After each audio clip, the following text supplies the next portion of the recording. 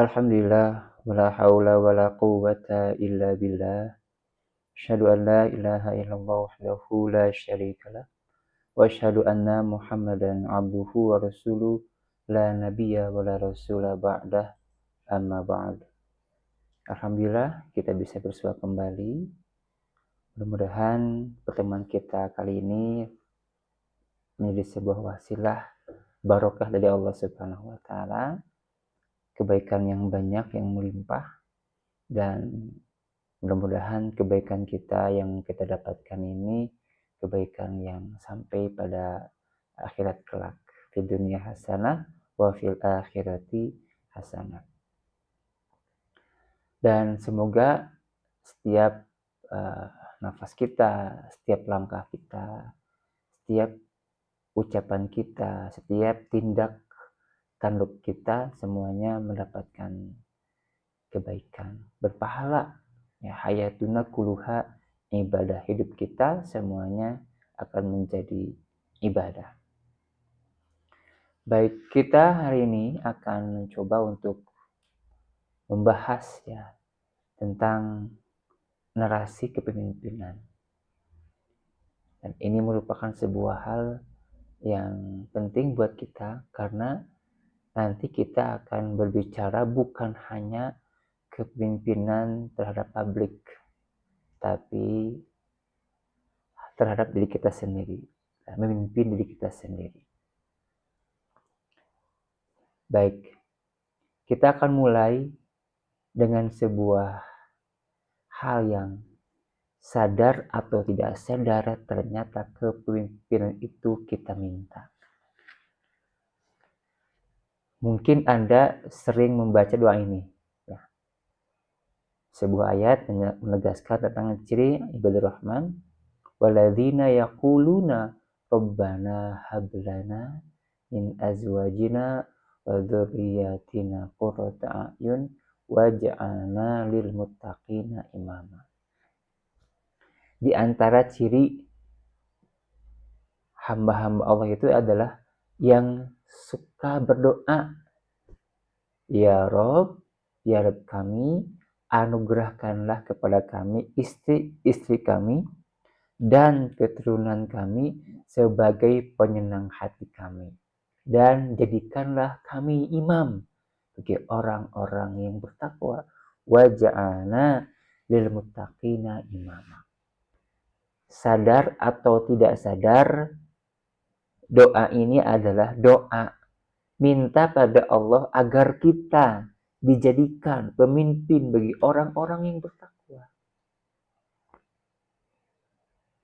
Kepemimpinan dalam ketakwaan gitu ya. Kita minta itu, kita ingin jadi pemimpin orang bertakwa. Banyak tafsir yang menjelaskan hal tersebut, di antaranya adalah tafsir Ahmad Hatibah mengatakan fal imamatu huna imamatuddin. Kepemimpinan dalam ayat tersebut maksudnya adalah kepemimpinan dalam hal agama. Al-imamatu fi zuhdi, kepemimpinan dalam zuhud. Al-imamatu fit taqwa, kepemimpinan dalam ketakwaan. Al-imamatu fit taqarrub ilallah subhanahu wa ta'ala, kepemimpinan dalam taqarrub kepada Allah subhanahu wa ta'ala. Artinya adalah bukan hanya kepemimpinan terhadap orang-orang bertakwa, tapi konteks esensinya adalah pemimpinan dalam hal agama. Menjadi pemimpin agama artinya yang namanya imam itu ya harus paling gitu ya. Walaupun memang tidak ada orang yang sempurna. Abu Bakar pun kan demikian ya, ketika beliau kemudian diangkat oleh umat untuk menggantikan Rasulullah SAW. Di antara khutbah iftitahnya adalah lastu bi khairikum. Aku bukanlah orang yang terbaik di antara kalian. Walaupun persepsi masyarakat Abu Bakar yang terbaik di antara masyarakat itu. Gitu ya. Artinya apa? Ketika konteksnya adalah imamatuddin, berarti kita harus benar-benar ya, menjalankan agama, memahami agama. Begitu konteksnya. Ya. Kemudian ketika kepemimpinan itu dalam hal zuhud, kita harus zuhud. Ya. Bahkan harus hebat zuhudnya. Gitu ya. Bagaimana dunia ini digunakan untuk akhirat. Gitu. Zuhud konteksnya bukan meninggalkan dunia, ya, tapi bagaimana dunia ini yang kita miliki kita gunakan, maksimalkan untuk akhirat, untuk agama, untuk umat. Kemudian kepemimpinan dalam ketakwaan berarti kita harus bertakwa dan harus lebih hebat ketakwaannya gitu dibanding dengan yang kita pimpin. Kemudian juga kita konteks kepemimpinan itu dalam apa? Takarub kepada Allah, berarti kita harus benar-benar bisa takarub kepada Allah dengan takarub yang sejati. Begitu. Jadi sadar atau tidak sadar, kepemimpinan itu kita minta pada Allah Subhanahu wa taala, waj'alna lil muttaqina imama. Yang kedua, dalam Quran surat Al-An'am ayat 165, Allah menegaskan bahwa seakan-akan bahwa menjadi pemimpin itu adalah takdir kita. Wa huwallazi ja'alakum khalaifal ardi wa rafa'a ba'dakum fawqa ba'din darajat liyabluwakum fima atakum. Inna rabbaka sari'ul iqab wa innahu laghafurur rahim.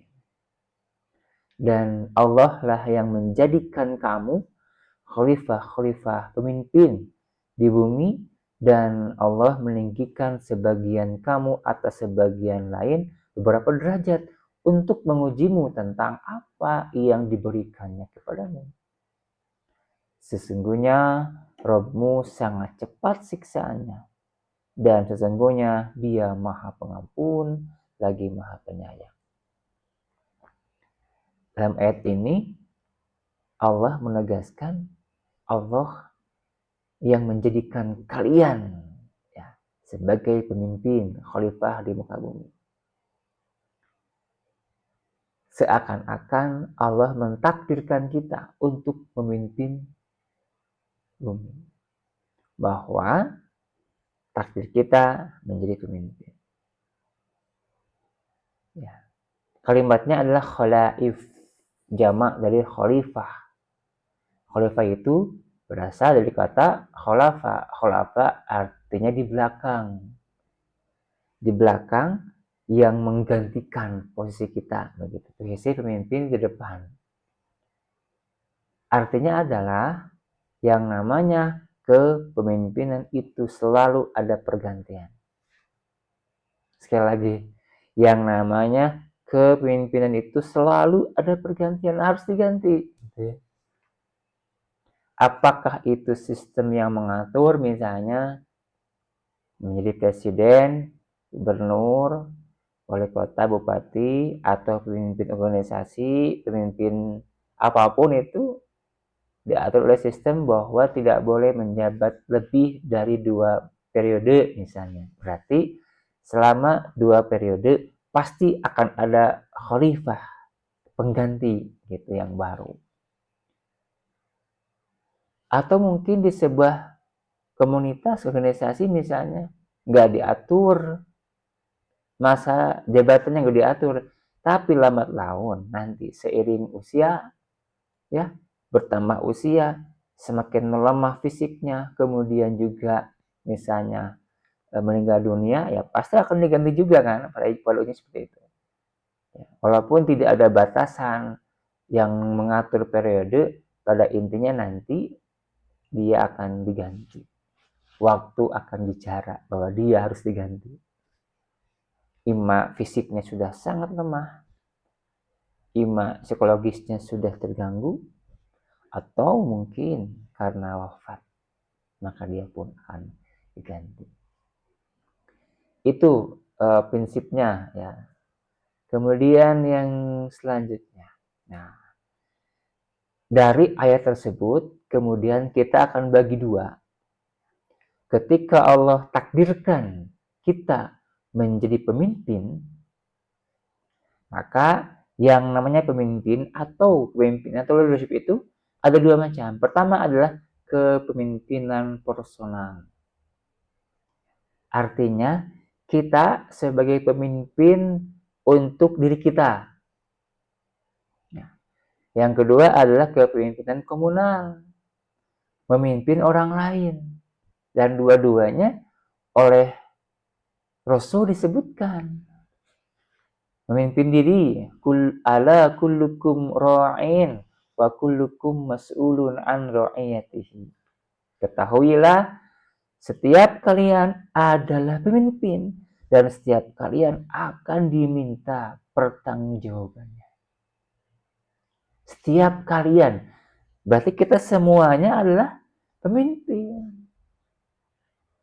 Secara mikro ya memimpin diri kita. Ya, memimpin rumah gitu kan. Ya paling kecil memimpin diri kita. Memimpin tangan, memimpin mata, memimpin mulut, lisan, ya, memimpin kaki. Kita memimpin diri kita. Nah, gitu. Itu namanya personal. Kedua komunal, kan Rasul pun menyiratkan sebuah hadis. Idza kana thalathatun fi safarin falyu'ammiru ahadahu. Jika ada 3 orang dalam sebuah perjalanan, maka angkatlah jadi amir, pemimpin salah seorang di antara mereka. Ini adalah kepemimpinan yang sifatnya komunal, publik, negara, ya, kemudian juga organisasi dan seterusnya, yang melibatkan orang banyak. Pertanyaannya adalah, sebelum kita kelak Allah takdirkan menjadi pemimpin komunal, bagaimana hari ini, progress report hari ini, kita memimpin diri kita? Sederhana contohnya. Ketika kita ingin sesuatu, apa yang kita lakukan? Keputusan apa yang kita ambil? Itu adalah proses kepemimpinan diri kita. Saat kita punya sebuah harapan, impian, cita-cita, ya, keputusan apa yang akan kita ambil untuk menggapainya, itu adalah proses kepemimpinan personal. Ketika ada azan berkumandang, keputusan apa yang kita ambil, itu adalah proses kepemimpinan dari kita. Dan sebagainya. Nah, itu contohnya. Kenapa? Karena sebenarnya kemampuan memimpin diri kita itu nanti akan menjadi modal kepemimpinan secara komunal. Kalau orang memimpin diri saja itu tidak bisa, maka bagaimana bisa dia memimpin orang lain? Itu yang tersirat ya dari hal tersebut. Baik, kita lanjut. Nah, selanjutnya ada sebuah hadis sahih ya, yang menganalogikan tentang kepemimpinan ini. Ya, nanti kita akan bahas hadis ini perspektif sebuah kitab ya yang ditulis oleh As-Sa'di. Kita baca dulu hadisnya. Innaman nasu kal ibil mi'ah la takadu tajidu fiha rahilah. Sesungguhnya manusia itu seperti unta 100 ekor.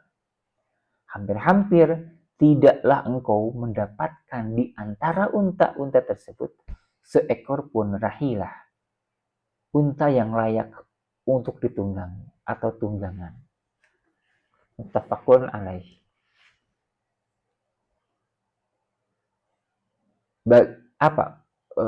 Bagaimana kaitannya? Ya, hadis yang Nabi sampaikan ini terhadap kepemimpinan. Kita akan bahas.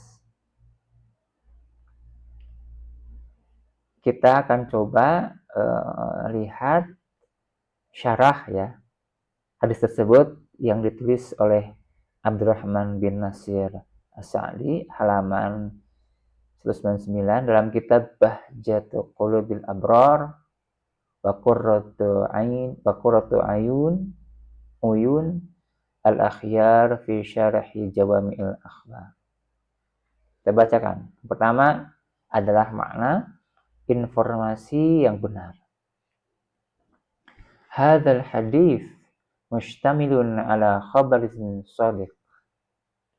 Hadis ini mencakup kepada informasi yang benar, wa irsyadun nafi' dan petunjuk yang bermanfaat. Ammal khabar, adapun informasinya adalah fa innahu akhbaro. Hadis ini mengabarkan annan naqsa syamilun li aktsarin nas, bahwa yang namanya kelemahan, kekurangan itu mencakup hampir seluruh manusia, kebanyakan manusia. Wa annal kamil, dan bahwasanya orang yang sempurna, au muqaribal kamil, atau yang mendekati kesempurnaan, fihim di antara mereka manusia, qalilun, sedikit, kali ibil mi'ah, seperti unta yang 100 ekor itu. Tastaksiruha, engkau menganggapnya, menghitungnya banyak. Fa idza aradta minha rahilatan, tetapi jika engkau hendak menginginkan di antara mereka unta-unta itu rahilatan, rahilah pemimpinnya gitu ya, atau yang sanggup ditunggangi, tas lahul hamli, yang cocok, yang layak untuk membawa barang, warukub, untuk perjalanan, ya, ditunggangi, wadhihab, wal iyad, untuk kepergian, lam takut tajiduha, engkau tidak akan mendapatinya. Engkau hampir tidak akan mendapatinya. Wa hakadzan nasu katsir, demikian juga manusia sangat banyak.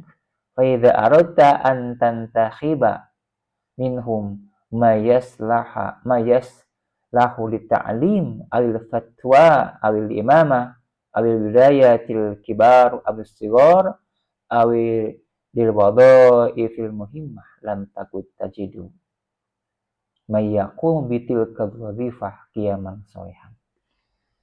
Tetapi jika engkau hendak untuk memilih ya di antara mereka yang cocok, yang layak untuk taklim, untuk mengajar, jadi guru, awil fatwa, untuk berfatwa, ya, awil imamah, untuk kepemimpinan, awil wilayatil kibar, awil segor, untuk tugas-tugas yang besar atau yang kecil, au lil wadai fil muhimmah, atau jabatan-jabatan yang sangat penting, engkau hampir tidak akan mendapati orang yang sanggup untuk tugas tersebut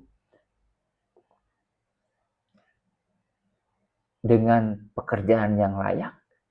Wa hadza huwal waqi', inilah realitasnya. Fa innal insana dzalumun jahul, sesungguhnya manusia itu zalim, jahul, bodoh. Wa dzulmu wal jahlu, kedzaliman, kejahilan itu adalah sababun linnaqais, sebab kekurangan. Wahia mani'atun minal kamali wat takmil, dan itu menghalangi kesempurnaan atau penyempurnaan. Maka makna yang pertama adalah orang yang memiliki kapabilitas itu tidak banyak. Seperti unta yang banyak itu hampir-hampir tidak akan menemukan rahilah di antara mereka. Jadi ini narasi pertama ya yang disebutkan oleh Nasir As-Sa'di, Abdurrahman bin Nasir As-Sa'di.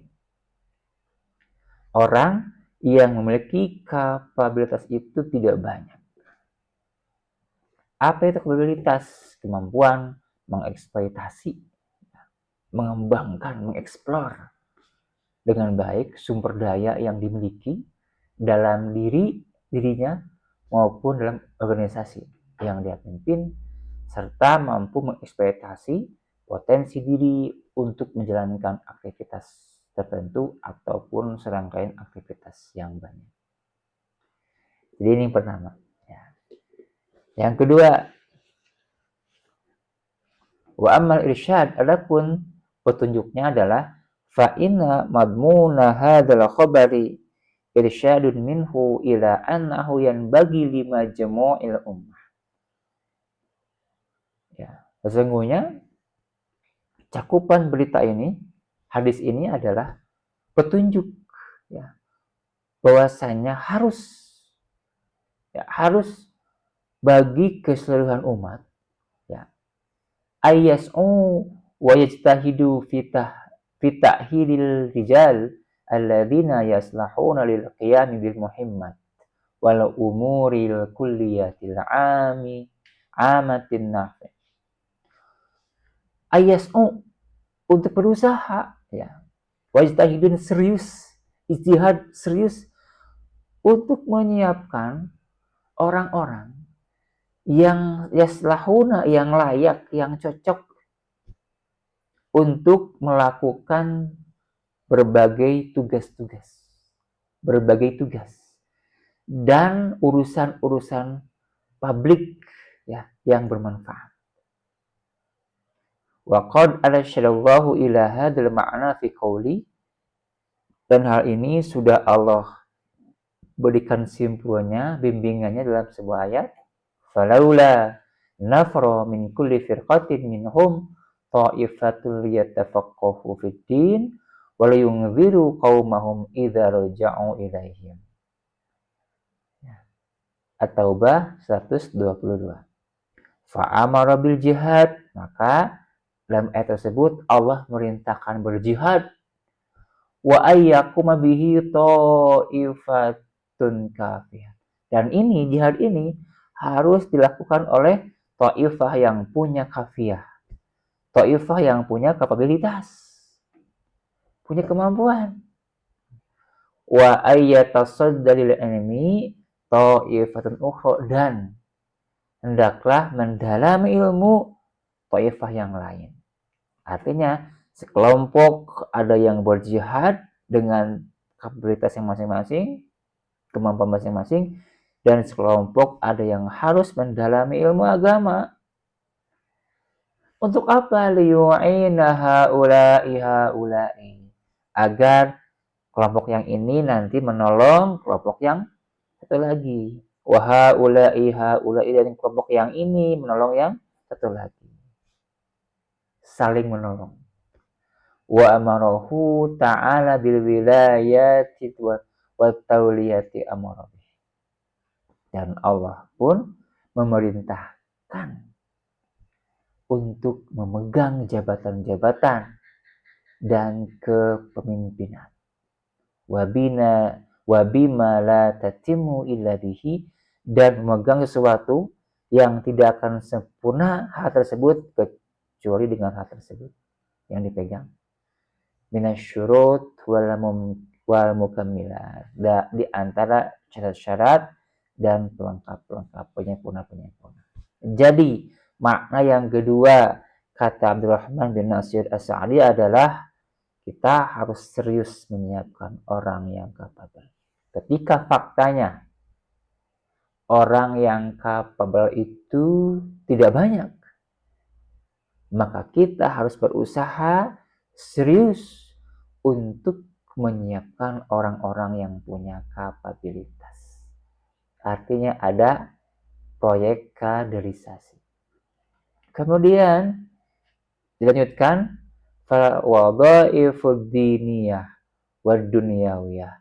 Adapun tugas-tugas agama dan duniawi wal a'mal kuliah, dan pekerjaan yang umum, la budalin nasi minha, itu semua pasti dibutuhkan oleh manusia.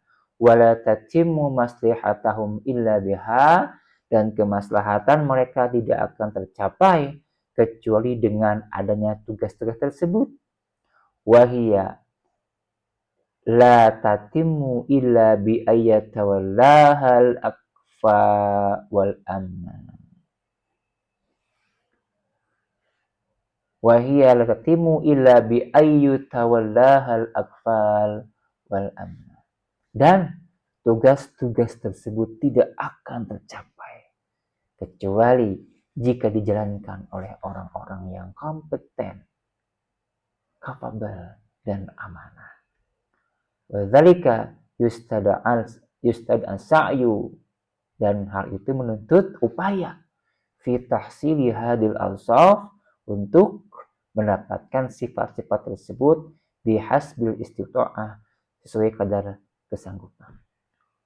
Allah Ta'ala fattaqullaha mastata'tum, Allah berfirman, bertakwalah sekemampuan kalian. At-Taghabun 16. Wallahu a'lam. Ini ya penjelasan dari Abdurrahman bin Nasir As-Sa'di.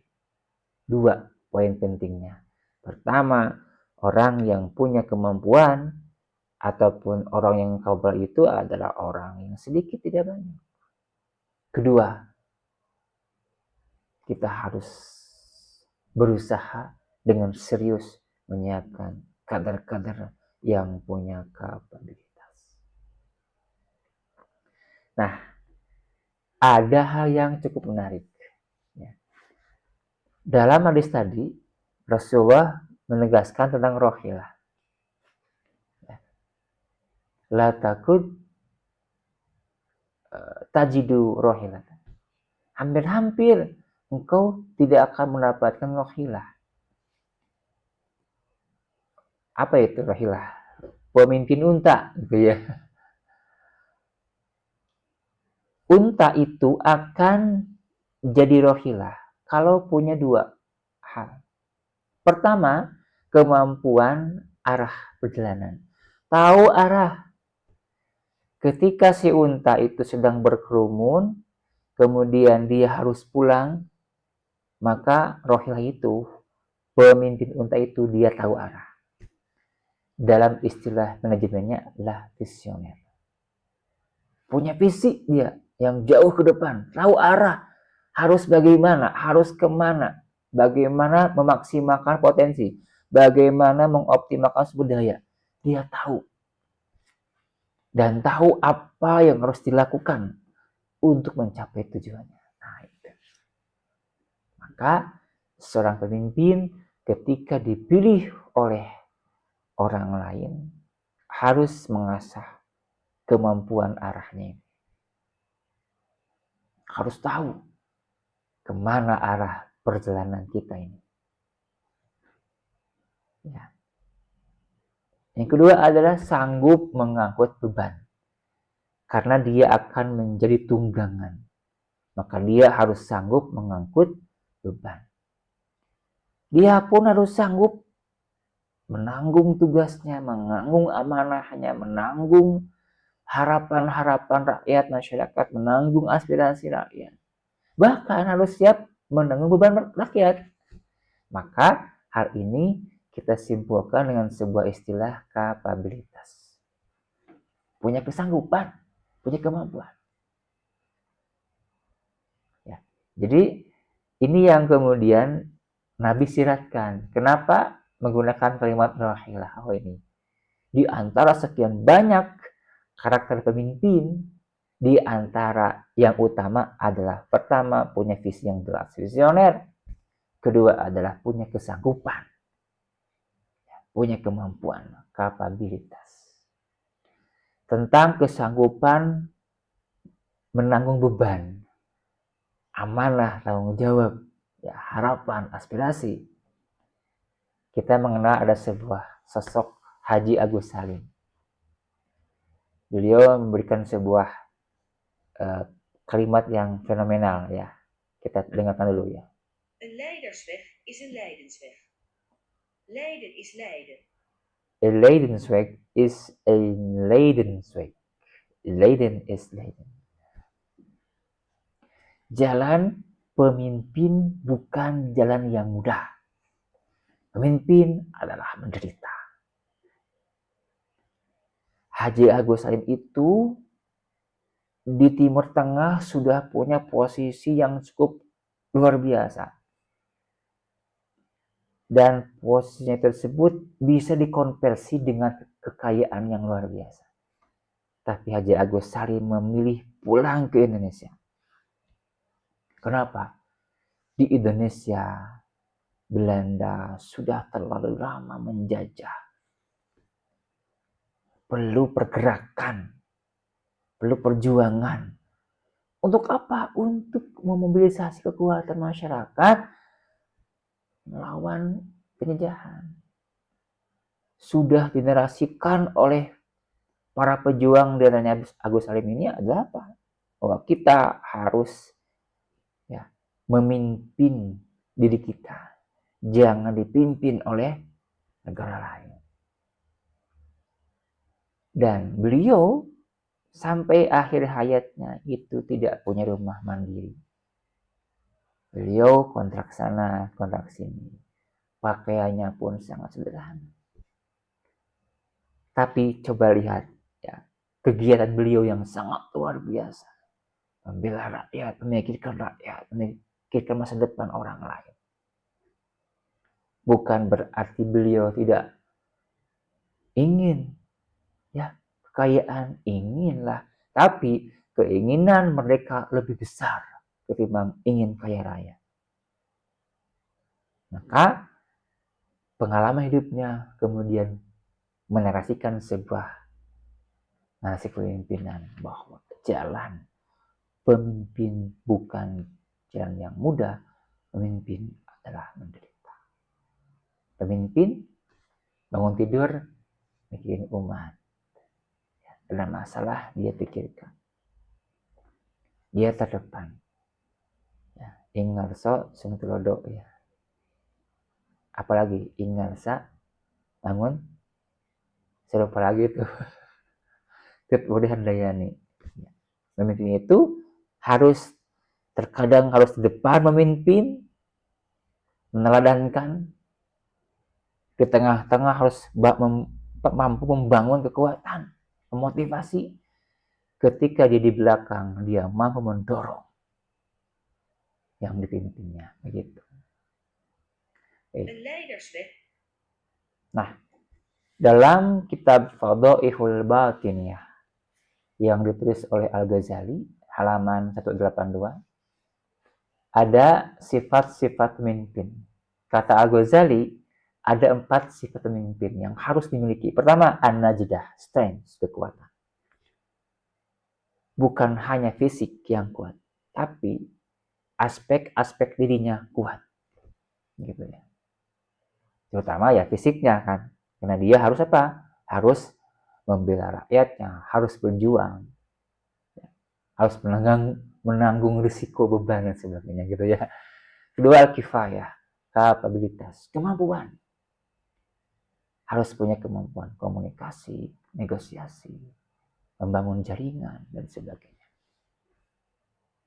Memimpin, menghimpun kekuatan, itu termasuk kifayah. Ketiga adalah al-wara', attitude, kehati-hatian. Bicaranya hati-hati, perbuatannya hati-hati. Attitude, akhlak yang mulia. Pemimpin nggak boleh sembarangan ngomong. Pemimpin nggak boleh sembarangan bertindak. Harus terjaga. Kenapa? Karena imam itu amam, di depan, disaksikan oleh orang banyak. Kehebatannya jadi motivasi buat masyarakat, keburukannya akan jadi olok-olok. Maka harus punya al-wara', attitude, kehati-hatian. Keempat adalah al-ilmu, ilmu, knowledge, wawasan. Pemimpin nggak boleh bodoh. Pemimpin harus punya wawasan yang luas, harus pintar. Maka ketika merasa Ketika diangkat pemimpin, kemudian merasa tidak punya wawasan, tambah wawasan. Tingkatkan wawasan. Baik. Selanjutnya, ini adalah inti kepemimpinan. Pertama, influence, pengaruh. Pemimpin harus bisa mempengaruhi yang pimpinnya. Tentunya, untuk hal-hal yang positif, untuk mencapai tujuan bersama. Gitu ya. Ketika bawahannya mulai malas, harus bisa mempengaruhinya agar semangat lagi. Ketika sudah tidak kondusif, harus bisa mengkondisikan influence. Diamnya berpengaruh. Jalannya, omongannya berpengaruh. Itu adalah inti kepemimpinan. Kedua, meaningful. Penuh makna. Dimanapun dia berada, sangat bermakna. Masya Allah. Kalau Ustadz ini hadir. Regreg. Nah, itu meaningful. Sangat bermakna buat masyarakat. Ketika dia tidak ada, sangat kehilangan. Nah, itu meaningful. Ketiga adalah responsibility, tanggung jawab dan siap bertanggung jawab. Ya, tanggung jawab itu apa? Sadar diri akan tugas-tugas yang harus dilakukan. Sadar diri ketika ada hal-hal yang keliru, dia siap untuk terdepan menghadapinya. Nah, ya, bukan bos nyuruh, dia diam, enggak. Dia harus siap dengan konsekuensi apapun yang terjadi. Maka terakhir, ala kullukum ra'in wa kullukum mas'ulun an ra'iyatihi. You are leader. Tapi ingat, kamu akan diminta tanggung jawabnya oleh Allah Subhanahu wa Ta'ala. Barangkali demikian, ya ini hanya sebagai sebuah bahan saja ya untuk menjadi bahan renungan, bahkan refleksi. Selama ini ketika kita memimpin diri kita atau orang lain, bagaimana progresnya? Mudah-mudahan Allah Subhanahu wa Ta'ala menurunkan kebaikan kepada kita barokah. Dan Allah memberikan maghfirah ketika kita banyak keliruan, kesalahan, kealfan, dosa dan kemaksiatan. Demikian yang bisa saya sampaikan. Semoga bermanfaat. Rabbana afrik alaina sabra wa tsabbit aqlamana wa nasrul qawmal kafirin. Oh ya, mohon maaf, kita tidak lupa, mari kita berdoa kepada Allah Subhanahu wa Ta'ala untuk saudara kita di Palestina. Allahumma anjil mustad'afina minal mu'minina fi Palestina fi kulli makan. Allahumma ansur al-mujahidina fi Palestina wa fi kulli makan. Allahumma ansur al-muslimina al-mustad'afina fi Palestina wa fi kulli makan. Allahumma ashdud waf'ataka ala a'da'id din minal kafirina wal zalimina wal munafikina fi Palestina wa fi kulli makan. Rabbana atina fid dunya hasanah wa fil akhirati hasanah wa qina adzabannar. Assalamualaikum warahmatullahi wabarakatuh.